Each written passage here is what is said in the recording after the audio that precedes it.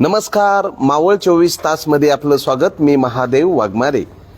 मावळ तालुक्यातील आंबी ग्रामपंचायत हद्दीमध्ये नवताज धाम वृद्धाश्रम ह्या भव्य नूतन इमारतीचं उद्घाटन महाराष्ट्र राज्याचे उपमुख्यमंत्री अजितदादा पवार यांच्या हस्ते रविवार दिनांक 9 फेब्रुवारी 2025 रोजी सकाळी 10 वाजता होणार आहे.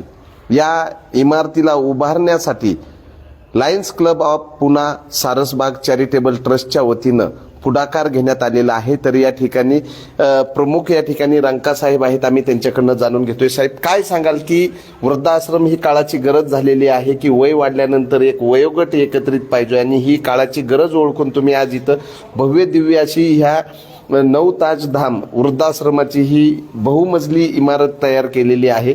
काय सांगाल? काळाची गरज सध्या एक एकत्र कुटुंब कल्पना संपली आणि विभक्त कुटुंब झाली. मुलं फॉरेनला शिकायला गेली आणि इथे वयोवृद्ध आई वडील एकटे राहायला लागले.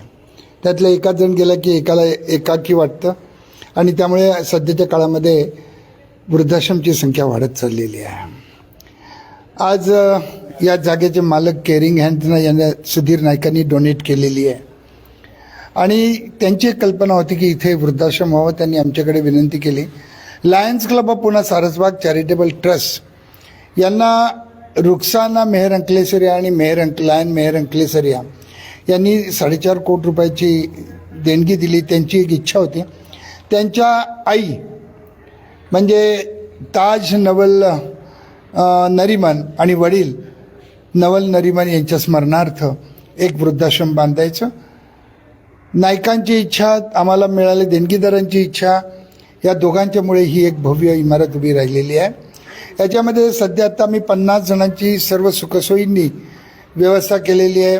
सकाळचं नाश्ता, दुपारचं जेवण, संध्याकाळची आपण त्याला म्हणतो नाश्ताच म्हणू, अल्पहार म्हणा, किंवा रात्रीचं जेवण. त्याचप्रमाणे इथे ज्यांना चालता येणार नाही किंवा ज्यांना अटेंडन्सची जरूर आहे अशा व्यक्तींसाठी अटेंडन्सची व्यवस्था आहे, मेडिकलची व्यवस्था आहे, डॉक्टरची व्यवस्था आहे, हॉस्पिटलशी टायअप झालेलं आहे. आणि या व्यतिरिक्त यांना इथं कॅरम आहे, विविध प्रकारचे सुविधा म्हणजे एंटरटेनमेंट आहे, TV ची व्यवस्था आहे. आणि उतरत्या वेळात नेहमी लोक देवालाही आठवण फार करतात. सकाळी त्यांना आरती म्हणजे अध्ययन करता यावं संध्याकाळी म्हणून इथे गणपतीच्या देवळाची स्थापना पण केलेली आहे आणि गणपतीची मूर्तीची स्थापना चांगल्या मुहूर्तावर केलेली आहे. तर हे जे वृद्धाश्रम बांधले, आत्ता 50 जणांची सोय केली आहे आणि येण्याच्या काळात एक अजून मजला वाढवून तिथे 50 अजून वाढवून 100 जणांची सोय होणार आहे. एक निसर्गरम्य वातावरण, एक खुली, एक म्हणजे प्रदूषणमुक्त अशी ही जागा आहे आणि त्यामुळे इथे आल्यानंतर त्यांचं जीवन, उरलेलं जे आयुष्य आहे हे सुखाने, समाधानाने आणि आनंदमय जाईल यात कुठली शंका नाही. आणि सगळ्यात महत्त्वाचं, या वयामध्ये लहान मुलांची आपल्याला फार आवड असते. इथे 120 मुलं, इथे निराधार मुलं याच प्रिमायसेसमध्ये शेजारी आहेत.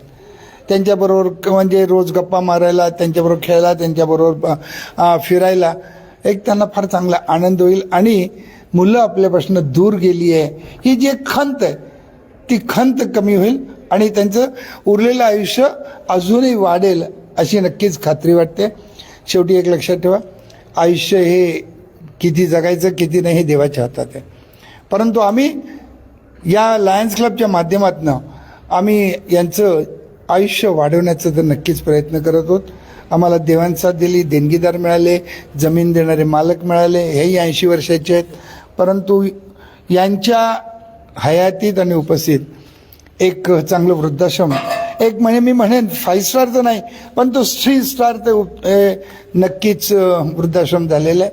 सगळे टॉपपैकी काम झालेलं आहे आणि त्याचं उद्घाटन उद्या आपल्या राज्याचे उपमुख्यमंत्री नामदार श्री अजितदादा पवार, वहिनी सौ सुनेत्रा पवार, त्याचप्रमाणे श्रीमती माधुरी मिसाळ आपल्या ज्या नगरविकास राज्यमंत्री आहेत ते, या विभागाचे खासदार श्रीरंग बारणे, आमदार सुनीलजी शेळके, या सगळ्यांच्या उपस्थितीमध्ये हा सोहळा पार पडणारे लोकार्पण सोहळा, आणि ज्यांनी आम्हाला देणगी दिली आहे त्यांना आम्ही ह्या इमारतीची प्रतिकृती चांदीमध्ये तयार करून आयुष्यभर त्यांना आठवण राहावी की ही इमारत आम्ही बांधली आहे वृद्धाश्रम. कारण ते स्वतः 82 वर्षाचे आहेत आणि त्यांना हे वृद्धाश्रम करण्याची फार, आणि त्यांची पुढची अजून इच्छा आहे की अंध मुलींसाठी काहीतरी करायचं आहे, भविष्य काळात ते सुद्धा होऊन जाईल.